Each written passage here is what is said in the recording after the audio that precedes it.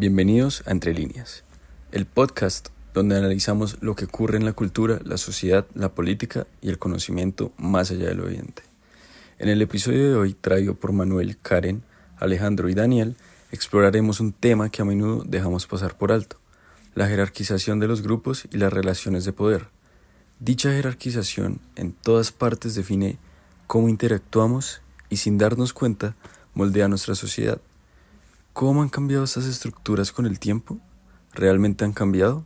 Las estructuras jerárquicas no han desaparecido a pesar de la independencia de Colombia, sino que se transformaron en nuevas formas de exclusión y desigualdad a causa de factores sociales, económicos, políticos que contribuyeron a ciertos grupos a mantener el poder, mientras otros, como las comunidades afrodescendientes y campesinas, siguieron marginados. Comenzamos nuestro recorrido en el siglo XIX con Le Tout du Monde, una publicación francesa que incluía grabados hechos por 3 artistas europeos en la década de 1860. En total realizaron 23 ilustraciones sobre América, plasmando su visión de los habitantes del continente. Pero, ¿qué visión era esa? En estos dibujos los americanos aparecían representados como seres primitivos, salvajes, distintos a los estándares europeos de civilización. Esta percepción no era casual, formaba parte de una ideología que justificaba la explotación y la colonización.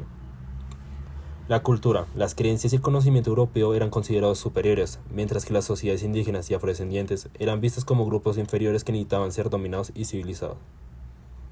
Este pensamiento jerárquico tuvo consecuencias profundas en la distribución del poder y los recursos, estableciendo desigualdades que persistieron durante siglos. Avancemos ahora al siglo XX y enfoquémonos en la historia de los pueblos indígenas. Un testimonio fundamental para entender ese proceso es Historia de mi vida. El relato de Juan Gregorio Palechor, un líder indígena nacido en 1923 en el resguardo Huachicono, en el macizo colombiano. Desde su linaje familiar, Juan Gregorio nos muestra la importancia de la memoria histórica y la resistencia indígena. Su familia, perteneciente a la 5ª generación del tronco valeriano Palechor, estuvo involucrada en la Guerra de los 1000 días, donde algunos miembros alcanzaron rangos como coroneles y capitanes. Esto demuestra cómo, a lo largo de la historia, los indígenas han sido reclutados para las guerras impulsadas por élites políticas, siendo utilizadas en conflictos que no necesariamente respondían a sus intereses. Sin embargo, más allá de la guerra, Historia de mi vida nos habla de la identidad comunitaria, del arraigo a la tierra y de la lucha por la autonomía.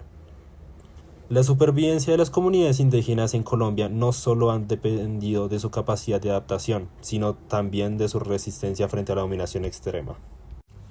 Pero la historia de exclusión y lucha no es exclusiva de los pueblos indígenas. La comunidad afrodescendiente en Colombia ha enfrentado siglos de marginación, y uno de los testimonios más contundentes de esto es la novela Chambacu, Corral de los Negros, publicada en 1963 por Manuel Zapata Olivella. Esta obra denuncia la realidad de los habitantes de Chambacu, un barrio en Cartagena donde vivían afrodescendientes en condición de extrema pobreza. La novela nos muestra cómo el racismo estructural relegó a esta comunidad a empleos informales y mal remunerados, perpetuando su exclusión social. Zapata Olivella no solo nos habla de la pobreza, sino de un problema más profundo: la indiferencia del gobierno y de las élites frente a la situación de Chambacu. Hasta principios de los años 70, el barrio existió como un símbolo de marginación afrodescendiente en Colombia. Finalmente, sus habitantes fueron desplazados, sin que sus derechos fueran realmente reconocidos. El historiador George Reid Andrews ha escrito cómo, a lo largo del siglo XX, los afrodescendientes en América Latina enfrentaron segregación racial, exclusión económica y falta de representación política. En Chambacu, Corral de los Negros, vemos esto reflejado en los personajes que, sin acceso a oportunidades, viven en la miseria y dependen de trabajos precarios para subsistir. Saltamos ahora al siglo XXI, donde la discriminación y los estereotipos raciales siguen presentes, aunque de formas diferentes. Un caso reciente que generó un intenso debate en Colombia fue el del show de comedia El General Nicola. Este programa representaba a la comunidad afrodescendiente de manera caricaturesca, mostrando personajes que no sabían hablar bien y que tenían un comportamiento infantil y tonto. Para muchas personas esto era una simple sátira, pero para la comunidad afrocolombiana era una representación ofensiva y denigrante. La polémica se intensificó cuando el humorista Roberto Lozano, quien interpretaba el personaje del soldado Micolta, compartió su experiencia personal con el racismo. Contó cómo que desde su infancia escuchó frases como: Este no es un lugar para negros, evidenciando que la discriminación no solo es un tema del pasado, sino una realidad que sigue afectando a muchas personas. Las reacciones fueron diversas.